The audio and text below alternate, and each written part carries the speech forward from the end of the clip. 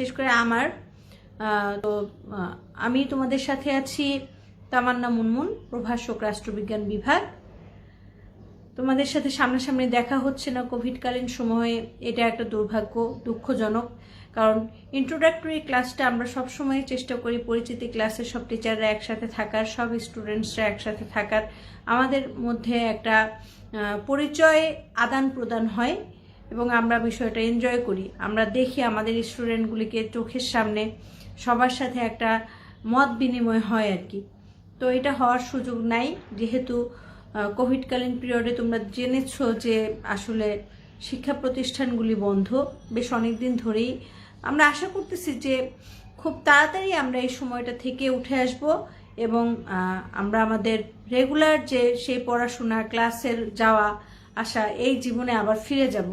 হয়তো এটার জন্য আর খুব বেশি দেরি নেই, আমরা খুব তাড়াতাড়ি চলে যেতে পারবো আমাদের সেই পরিচিত পরিবেশে, অর্থাৎ ক্লাসরুমে যাওয়াটা আসলেই আমরা এখন কিন্তু মিস করতেছি। যাই হোক, পড়াশোনা থামায় রাখলে চলবে না। তোমরা যারা যারা ভর্তি হয়েছো সবাই চেষ্টা করবে ক্লাসে অ্যাটেন্ড করার এবং আমাদের এই গ্রুপ KMUC পোল সায়েন্স গ্রুপে, ফেসবুক গ্রুপে অ্যাড হওয়ার। কারণ আমরা এখন এখান থেকে রেগুলার তোমাদেরকে ক্লাস দিব, রেগুলারই চেষ্টা করব সব টিচাররা ক্লাস দেওয়ার জন্য, যাতে করে তোমাদের পড়াশোনাটা অন্তত কিছুটা গতিশীল হয়। যদিও আমরা বলবো যে আসলে অনলাইন ক্লাস আর রেগুলার ক্লাসের মধ্যে অনেক পার্থক্য আছে, তারপরেও তোমরা চেষ্টা করবা আমাদের ক্লাসগুলিতে অ্যাটেন্ড করার এবং চেষ্টা করবা যে যে বইগুলি আমরা দিব সেই বইগুলি কালেক্ট করার জন্য। কারণ বই যদি তোমাদের কাছে থাকে তাহলে কিন্তু তোমরা খুব সহজেই আমাদের কোশ্চেনগুলি সম্পর্কে, আমাদের সিলেবাসগুলি সম্পর্কে তোমরা জানতে পারবা। মাস্টার্স প্রিলিমিনারিকে যতটা সহজ মনে করা হতো এতদিন, আসলে কিন্তু 18-19 শিক্ষাবর্ষ থেকে এটা এতটা সহজ না। তোমাদের সিলেবাসে ব্যাপক চেঞ্জ এসছে এবং নতুন সিলেবাসে মাস্টার্স প্রিলিমিনারি কোর্সটা যে কতটা শক্তিশালী করা হয়েছে, প্রায় 900 মার্কসের একটা সিলেবাস আমরা দেখব। তো সেইখানে তোমাদের কোর্সগুলি কি আমি সেটা তোমাদেরকে আজকে বলে দিব। তাহলে তোমরা দেখো 8টা তোমাদের সাবজেক্ট থাকবে এবং ভাইবা ভুসি থাকবে। তাহলে মাস্টার্স প্রিলিমিনারিকে হালকা করে দেখার কোনো সুযোগ কিন্তু নাই। 8টা সাবজেক্ট, 800 মার্কস, হ্যাঁ, 32 ক্রেডিট, তারপরে সেটার সাথে আরও আছে ভাইবা। তাহলে তোমার অবশ্যই মনোযোগ সহকারে এই একটা বছর পড়াশোনা করতে হবে তোমাদের। এবং অবশ্যই যেহেতু তোমরা প্রিলিমিনারিতে ভর্তি হয়েছো, তার মানে কি তোমাদের মাস্টার্স ফাইনাল দেওয়ার ইচ্ছা আছে, মাস্টার্স শেষ পর্বে পড়ার ইচ্ছা আছে, সেই উপলক্ষে তোমাদেরকে অবশ্যই একটা ভালো রেজাল্টও দেখাইতে হবে। ভালো রেজাল্ট যদি তোমরা করতে পারো তাহলে কি মাস্টার্স ফাইনালের পথটা তোমাদের জন্য আরও বেশি এনজয়েবল হবে এবং তোমরা আর কি পড়াশোনার মধ্যে একটা মজা খুঁজে পাবা। পড়াশোনার সাথে রেজাল্ট খুবই গুরুত্বপূর্ণ একটা বিষয়।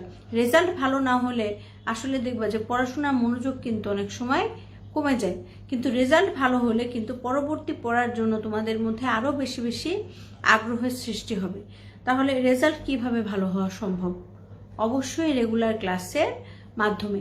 যেহেতু আমরা তোমাদেরকে শুরু করেছি, আমরা যতদিন এখানে আছি, যতদিন নর্মাল পরিবেশ না আসে, তোমরাও চেষ্টা করবা প্রতিদিনই আমাদের ক্লাসগুলিতে অ্যাটেন্ড করার এবং সেই ক্লাসগুলিকে অ্যাফোর্ডেবল করার, যাতে করে তোমরা এই ক্লাস থেকে কিছু পাও, কিছু আউটপুট তোমাদের আসে। এখন আমরা ক্লাস দিয়ে যাব, কখনো যেন এমন না হয় যে সেই ক্লাস তোমরা দেখবা না, সেই লেকচার তোমরা শুনবা না, তাহলে কিন্তু আসলে আমাদের ক্লাস দেওয়াটা আসলে সার্থক হবে না বা ফলপ্রসূ হবে না। যাই হোক ছাত্রছাত্রীরা, তোমরা যারা আছো বা যারা দেখছো তাদের জন্য আমি তোমাদের কোর্স আউটলাইনগুলি বলে দিচ্ছি। তোমাদের প্রথম সাবজেক্ট হচ্ছে ওয়েস্টার্ন পলিটিক্যাল থট। মাস্টার্স প্রিলি সিলেবাসে 8টা কোর্স তোমরা পড়বে।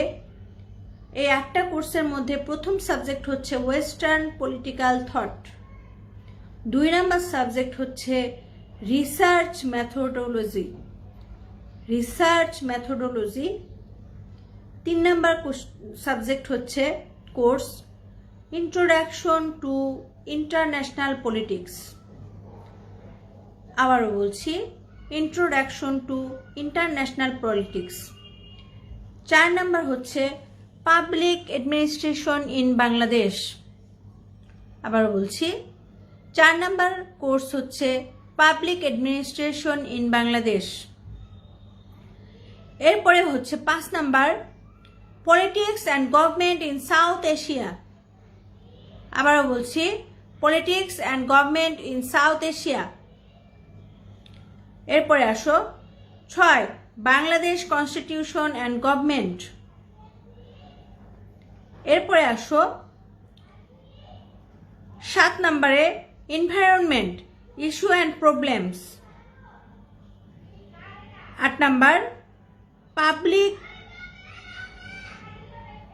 Policy analysis. এরপরে আসো ভাইবা ভসি। তাহলে আমরা 8টা কোর্স সম্পর্কে আমাদের জেনে গেলাম। এখন হচ্ছে যে তোমাদেরকে এখান থেকে আমি পড়াবো হচ্ছে ইন্ট্রোডাকশন টু ইন্টারন্যাশনাল পলিটিক্স। আবারও বলছি, আমার পাঠ্য বিষয় হচ্ছে introduction to international politics. International politics মূলত আসলে খুবই ভালো এবং মজার একটা সাবজেক্ট। আমরা এতদিন যে রাজনৈতিক বিষয়গুলি পড়েছি সব কিছু কিন্তু আমাদের জাতীয় রাষ্ট্রের জাতীয় জীবনের রাজনৈতিক কর্মকাণ্ড, আমাদের রাষ্ট্রের ভিতরে অভ্যন্তরীণ বিষয়গুলি সম্পর্কে আমরা জেনেছি। কিন্তু ইন্টারন্যাশনাল পলিটিক্স হচ্ছে এমন জিনিস বা এমন একটা বিষয় যেটা তোমাকে সারা বিশ্বের রাষ্ট্রের সম্পর্কে ধারণা দিবে। অর্থাৎ সারা বিশ্বকে যদি আমরা একটা রাষ্ট্র হিসেবে কল্পনা করি আর সারা বিশ্বের প্রতিটা রাষ্ট্রকে যদি ছোট ছোট গ্রাম হিসেবে কল্পনা করি, তাহলে কি এই বিশ্ব রাষ্ট্রের মধ্যে, বিশ্ব রাষ্ট্রসমূহের মধ্যে যে পারস্পরিক সম্পর্ক তৈরি করা, সেটাই হচ্ছে আন্তর্জাতিক রাজনীতি। তাহলে আমরা সাধারণভাবে আন্তর্জাতিক রাজনীতি বলতে কি বুঝতেছি? যে বিশ্বের প্রত্যেকটা রাষ্ট্রের মধ্যে যখন পারস্পরিক যোগাযোগ, পারস্পরিক আইন শৃঙ্খলা, বন্ধুত্ব, ভ্রাতৃত্ব সব কিছু নিয়ে, আন্তর্জাতিক সংগঠন সমূহ নিয়ে, আন্তর্জাতিক নিরাপত্তা নিয়ে, আন্তর্জাতিক ভ্রাতৃত্ব নিয়ে, আন্তর্জাতিক সব কিছু নিয়ে যে শাস্ত্র ব্যাপকভাবে আলোচনা করে, সেটাকেই কিন্তু আমরা বলবো সাধারণভাবে আন্তর্জাতিক রাজনীতি। আন্তর্জাতিক রাজনীতি বলতে আমরা আর কোনো নিজস্ব রাষ্ট্রের কথা বলবো না, বরং সবগুলা রাষ্ট্রের সাথে রাষ্ট্রের যে সম্পর্ক, সেই সম্পর্কের কথাই বলবো। এক কথায় আমরা আন্তর্জাতিক রাজনীতি বলতে বলবো বিশ্ব রাষ্ট্রসমূহের মধ্যে যে পারস্পরিক মিথস্ক্রিয়া, সেটাই হচ্ছে মূলত আন্তর্জাতিক রাজনীতি।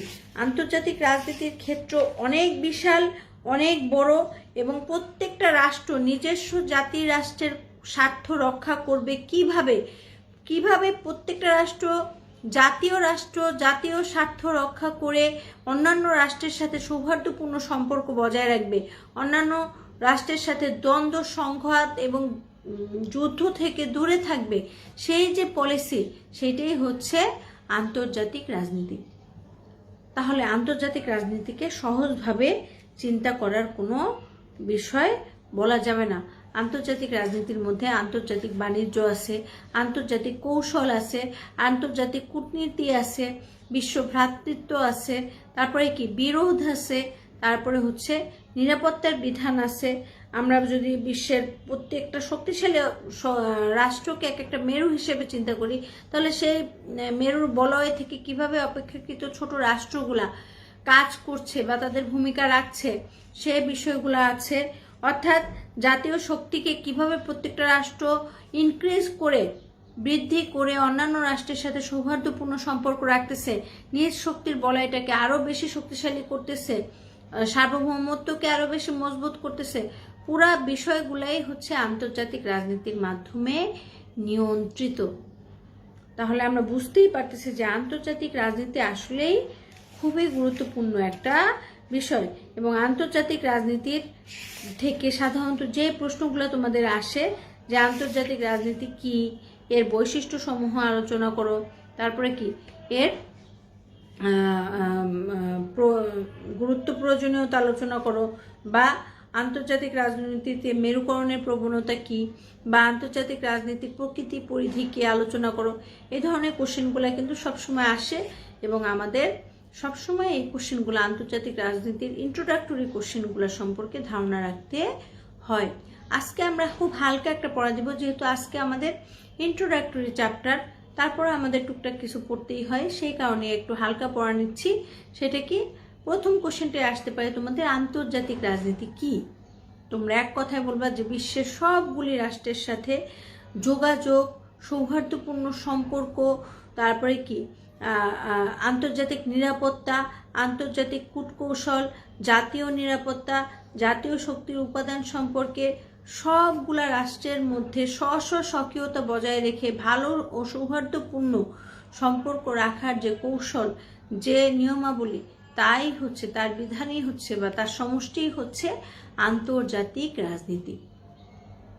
আন্তর্জাতিক রাজনীতি বিশ্বর সবগুলা রাষ্ট্রের চালিকা শক্তি, যেখানে একটা রাষ্ট্রের মধ্যে যেমন অপেক্ষাকৃত শক্তিশালী দল, শক্তিশালী বলয়ে প্রভাব বিস্তার করে, আন্তর্জাতিক রাজনীতিতেও অপেক্ষাকৃত শক্তিশালী রাষ্ট্র প্রভাব বিস্তার করে।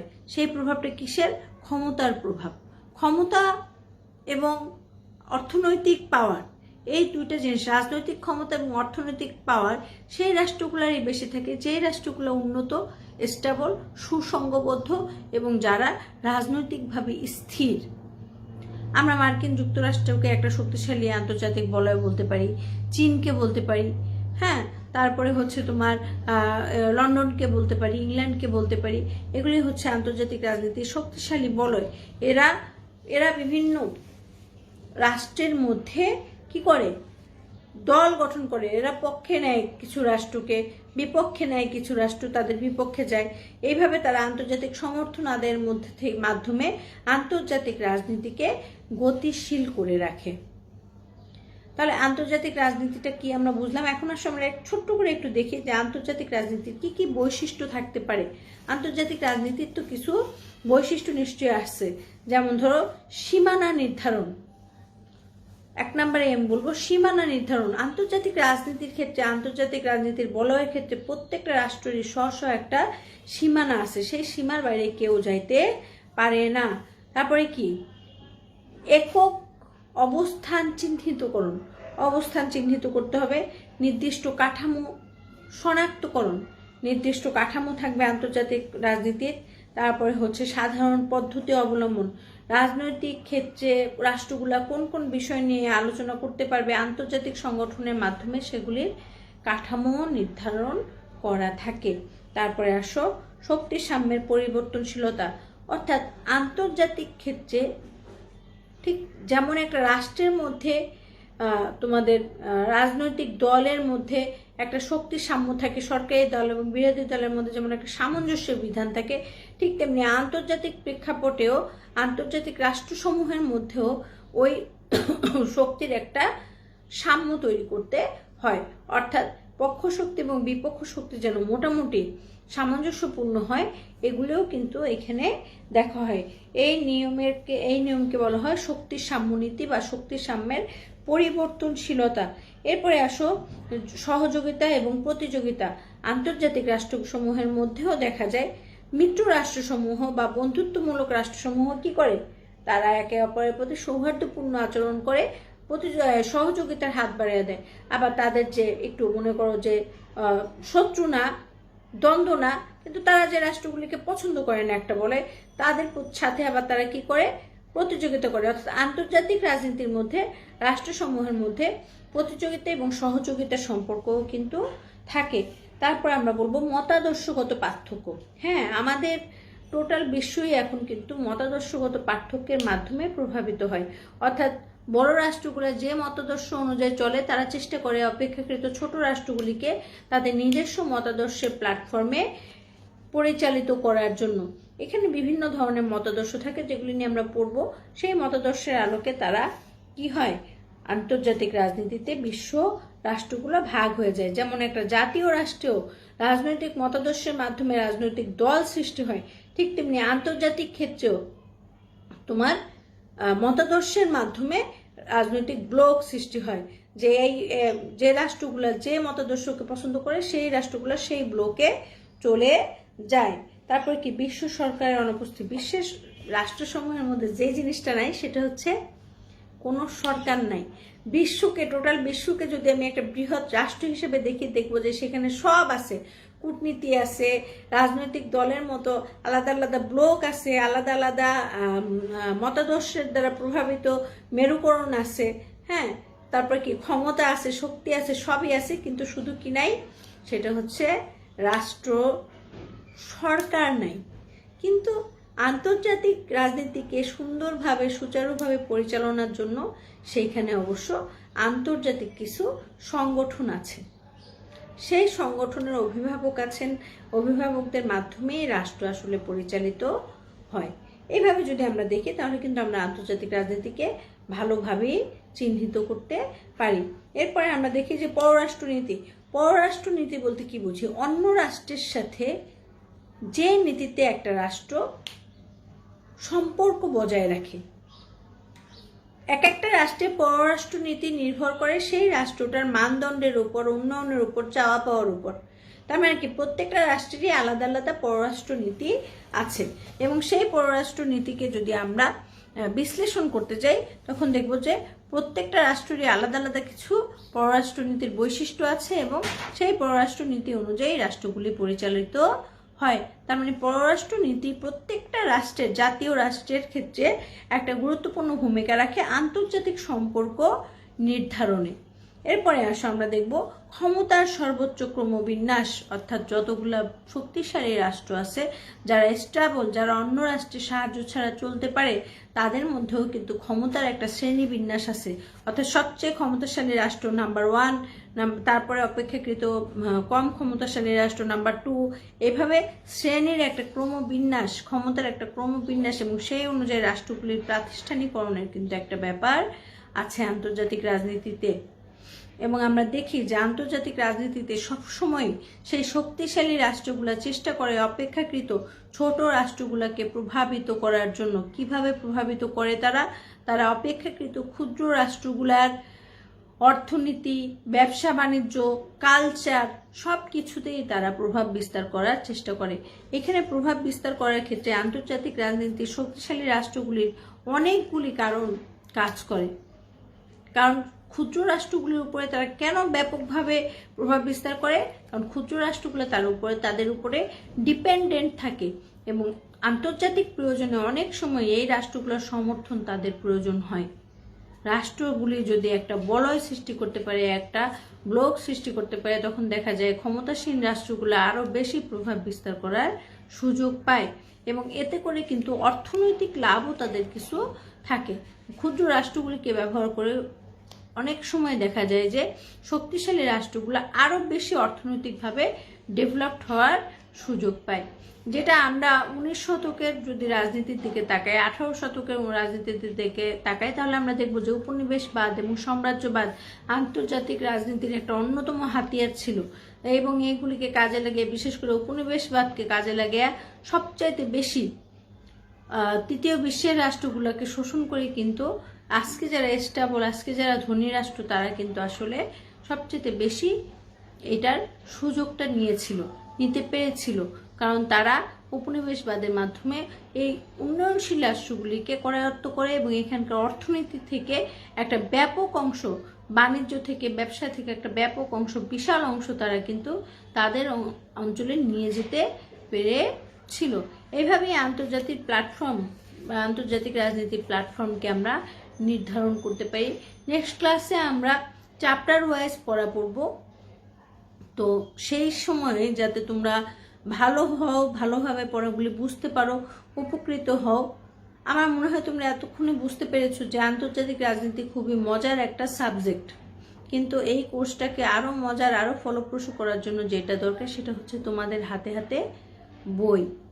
আজকে আমরা পড়লাম আন্তর্জাতিক রাজনীতির সংজ্ঞা, আন্তর্জাতিক রাজনীতির বৈশিষ্ট্য, কিন্তু বই যদি তোমাদের কাছে না থাকে তাহলে ধারাবাহিক পড়াটা তোমরা কখনোই কিন্তু বুঝতে পারবা না। এই জন্য সবাই আন্তর্জাতিক রাজনীতি থেকে শুরু করে তোমাদের কোর্সের প্রতিটা বই কিনে ফেলার চেষ্টা করো, যাতে নেক্সট উইকে যখন আমরা আবার ক্লাস নিব তখন যাতে তোমাদের এই ক্লাসটা আমরা পাই এবং প্রত্যেকে বই হাতে নিয়ে ক্লাসটা করতে পারো। তাতে করে কি হবে, আমি যখন যে চ্যাপ্টারটা পড়াবো সেই চ্যাপ্টারটা তোমাদের সামনে থাকলে তোমাদের বুঝতে অনেক সুবিধা হবে।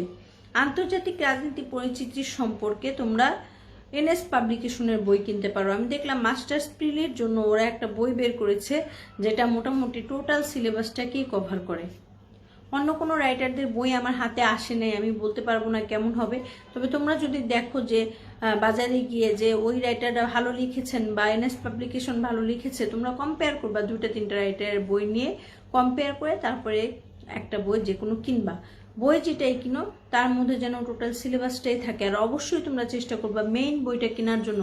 মেইন বই এত ভালো যে তোমাদের মেইন বই পড়লে আর কোনো নোট বই পড়া লাগবে না। কিন্তু নোট বই পড়লে তুমি অনেক সময় অনেক কোশ্চেনের উত্তর নাও জানতে পারো, কারণ নোট বইতে কোনো কোশ্চেনের উত্তর, সব কোশ্চেনের উত্তর ভালোভাবে দেয় না। এই জন্য আমি তোমাদেরকে সাজেস্ট করব যে এনএস পাবলিকেশনের আন্তর্জাতিক রাজনীতির বইটা কিনো। যদি এনএস পাবলিকেশনের চাইতে অন্যান্য পাবলিকেশন ভালো হয় তাহলে অন্যান্য পাবলিকেশনের বইও কিনো, কিন্তু গাইড কিনবা না, বই কিনবা, মেইন বই। আশা করতেছি আগামী ক্লাসে সবার সাথে বই সহ দেখা হবে। সবাই ভালো থাকবা, সুস্থ থাকবা। এই পর্যন্তই আজকে থাকুক। আল্লাহ হাফেজ। ইনশাল্লাহ আগামী ক্লাসে আবার দেখা হবে। আসসালামু আলাইকুম।